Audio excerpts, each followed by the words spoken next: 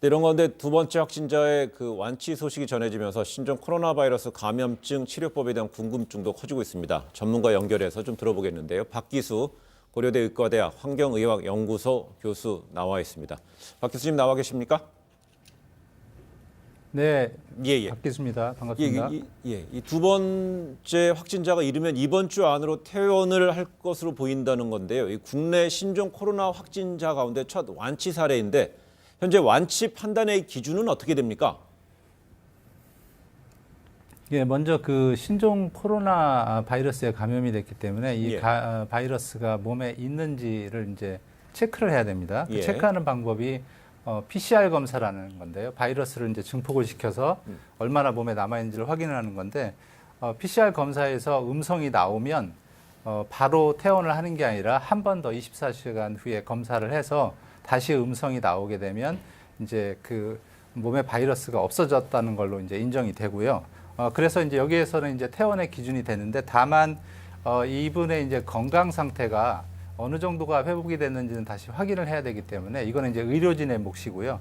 의료진이 자체 판단을 해서 바이러스가 없어졌을 뿐만 아니라 퇴원을 해도 좋다고 하면 퇴원을 해도 되는 거고요. 지금 사회자님도 말씀을 하셨지만 2015년 메르스 때도 첫 번째 환자 퇴원하는 게 굉장히 언론에서 주목을 받았습니다. 왜냐하면 이 신종 바이러스는 게 굉장히 사람한테 이제 걱정을 많이 끼치는데 첫 번째 퇴원을 했기 때문에 본인한테도 굉장히 좋지만 사회적으로도 국민들한테도 좋은 메시지이지 않을까 싶습니다. 알겠습니다. 특히 이 신종 감염병이다 보니까 이 질병관리본부는 아직 퇴원에 대한 명확한 기준이 없어서 정리할 필요가 있다고 밝혔지 않습니까? 이 명확한 기준이 필요한 이유는 뭘까요? 이거는 우리나라 그 보건당국 질병관리본부뿐만 아니라 다른 나라에서 동일합니다. 왜냐하면 신종 감염병이기 때문에 별도의 새로운 기준에는 없었습니다. 다만 이제 원용을 했던 것이 사스나 메르스와 같이 이제 코로나의 어떤 사촌지간이기 때문에 기존 퇴원 기준에 의해서 똑같이 PCR 검사를 2번을 해서 했는데요.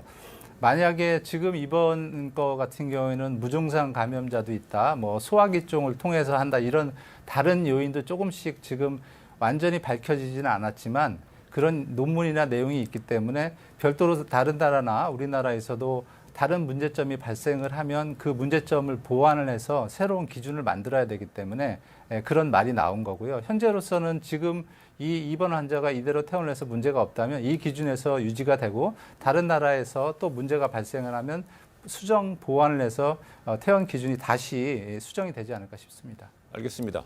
그 박 교수님 조금 전에 이제 나온 속보인데요. 신종 코로나 진단 시약이 승인이 됐다. 7일부터 민간 병원에서 검사가 가능하다는 이제 보도가 나왔습니다. 어떻습니까? 지금 시점에서 이런 시약이 승인된 거 어떤 의미로 받아들일 수 있을까요? 정부에서 굉장히 어떤 좋은 강력한 의지일시라고 하는데요. 무슨 얘기냐면 기존에는 진단이 많이 들어오게 되면 이른바 병목 현상이 발생을 합니다. 보건당국에서 전부 다 할 수가 없는데 지금 같은 경우는 이제 아마 수요도 많을 겁니다. 의심 증상이 많기 때문에.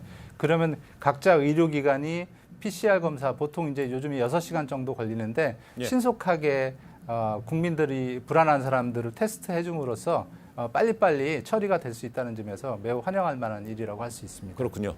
좀 전에 이제 두 번째 환자 이야기를 조금 한 번만 더 해볼 텐데 퇴원 뒤에 이 재감염 가능성도 주목되는 거 아닙니까?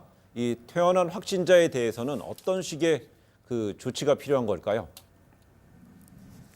우선 지금 현재로서는 안심하셔도 되는데 이제 문제가 이게 이제 바이러스가 들어오면 몸에 이제 항체가 어느 정도 생겼는데 통상적으로 우리가 이제 항체가 생기는 게 경로가 여러 가지긴 한데 우리가 어렸을 때 이제 MMR 주사다 해서 천연두, 홍역 이런 거 맞으면 한 번 맞으면 오래 가지 않습니까?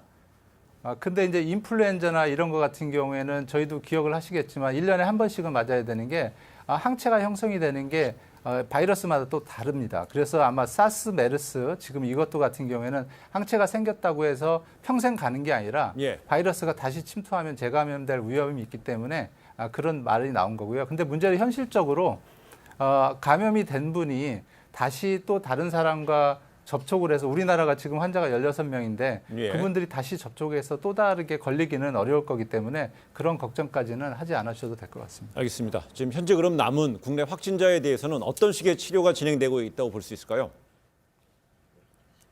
기본적으로 우리가 이제 백신은 없지만 일반적으로 이제 언론에서 뭐 치료제가 없다고 그러는데 그게 이제 치료제가 목표 치료제가 없는 것이지 각각의 증상에 대한 치료제가 없는 건 아닙니다. 열이 많이 오르면 열도 내리고 지금 같은 경우에는 이제 어느 정도 항바이러스제가 이른바 먹힌다고 합니다. 네. 그리고 이제 폐렴이나 증상이 생기면 2차 감염의 우려가 있기 때문에 항생제를 투입을 해서 각각의 어떤 그 증상에 맞게 하고요. 2015년도에 메르스 때는 이제 심정지나 이런 문제가 있을 때는 에크모라고 해서 별도로 이제 고난이 기계를 투입을 했었습니다. 그래서 현재까지는 그렇지는 않습니다만 그래서 이렇게 각 증상별로 투입을 해서 치료가 됐고 입원 환자도 마찬가지로 지금 동일하게 항바이러스제 등을 써서 지금 건강하게 회복이 된 것으로 알고 있습니다. 예. 이렇게 상태가 호전된 그 입원 확진자에 대해서 이 대체 약물로 꼽혔던 것이 에이즈 치료제도 사용된 것으로 전해졌지 않습니까? 이 중국에서는 이 임상 실험을 시작했다는 보도도 있습니다. 이 신종 코로나 바이러스를 잡을 치료법의 윤곽이 잡히고 있다 볼 수 있을까요?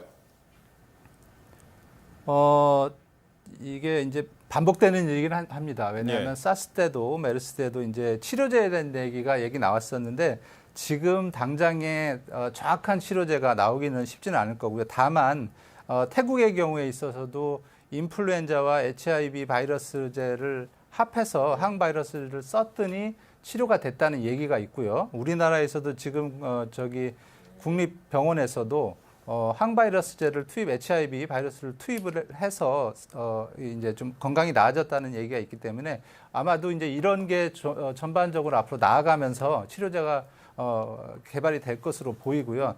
다만 백신의 경우에는 이게 이제 시간이 굉장히 오래 걸립니다. 1상, 2상, 3상 이런 어떤 과정을 예. 치료제가 안전하고 효과적인지도 해야 되고 그다음에 그걸 또 시장에서 나오려면 또 시장성이 있어야 됩니다. 이게 이제 인플루엔자 같은 경우에는 매년 나오기 때문에 백신 회사에서 만들지만 예. 이런 그 신종이나 사스 같은 경우는 바로바로 뭐 매해 나오는 게 아니기 때문에 시장성 이런 게 받쳐져야 되기 때문에 백신은 상당히 오래 걸릴 거고 치료제는 아마도 중간에 이보다는 좀 빨리 나올 수 있지 않을까 싶습니다.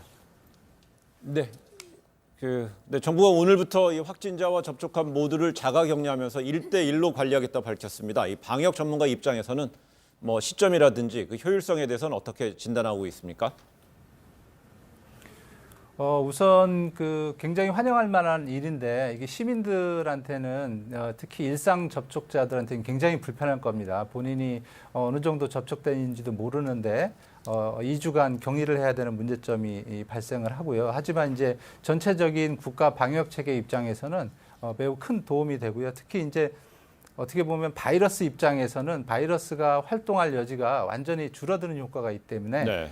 이 촘촘한 방역망을 통해서 향후 이 이른바 그 감염 추세 곡선이 꺾이는 데는 굉장히 큰 도움이 된다고 할 수 있겠습니다. 네.